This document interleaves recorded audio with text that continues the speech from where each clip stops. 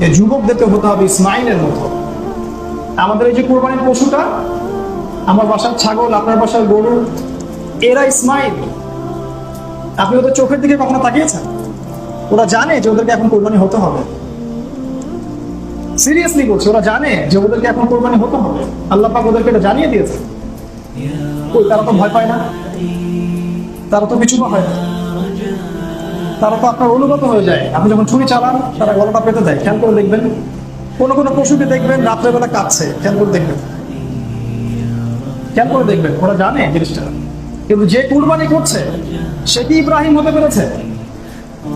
আমরা যারা কুরবানি করছি, আমরা কি ইব্রাহিম হতে পেরেছি? আমাদের পশুটা ঠিকই ইসমাইল হয়ে গেছে। আমাদের মার আগে হাজেরা হতে পেরেছে।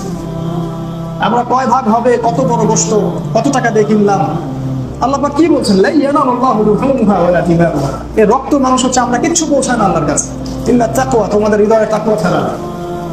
ওই পশুটা সফল, সত্যি সফল। যখনই ও জান বের হয়ে গেছে তখনই সে জান্নাত চলে গেছে। আল্লাহ পাক এই প্রতিটা পশুর ব্যাপারে আমাদেরকে জিজ্ঞাসা করবেন যে নিয়ামতগুলো আল্লাহ আমাদেরকে দিয়েছেন। আমরা শিক্ষাটা নিতে পারি না। আমাদের ইবাদতগুলো কেন জানি ম্যাটেরিয়ালিস্টিক হয়ে গেছে, বস্তুবাদী। স্পিরিচুয়ালিটি উঠে গেছে, ভিতরে আধ্যাত্মিকতাটা উঠে গেছে। আল্লাহ পাক আমাদের বোঝার তৌফিক দান করুন।